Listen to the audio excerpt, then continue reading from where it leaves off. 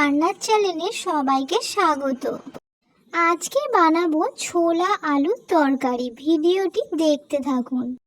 কড়াটা আমি উনুনের মধ্যে বসিয়ে দিয়েছি। কড়া গরম হয়ে যেতে আমি এখানে ছোলা আলুর জন্য পরিমাণ মতন তেল দিয়ে দিয়েছি।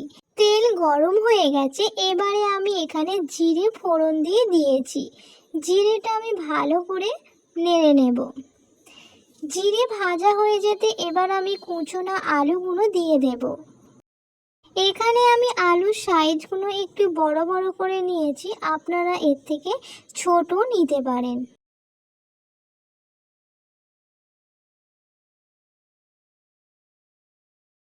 আলুগুলো আমি এবারে ভালো করে লাল লাল করে ভেজে নেব।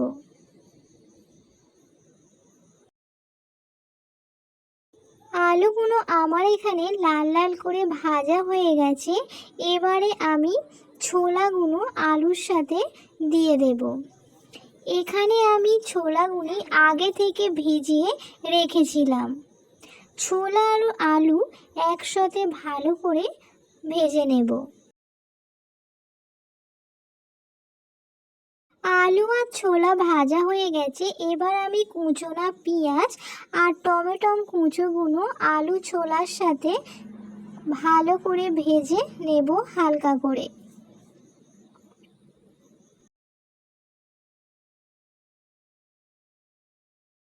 এবারে আমি দিয়ে দেব 1 চামচের মতো নুন, 1 চামচ হলুদ গুঁড়ো, 1 চামচ লঙ্কার গুঁড়ো দিয়ে ভালো করে সবকটা একটু হালকা করে আলু আর ছোলার সাথে কষে নেব।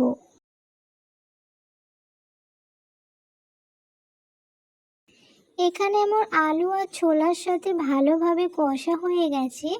এবারে আমি এখানে দিয়ে দেব পরিমাণ মতন জল।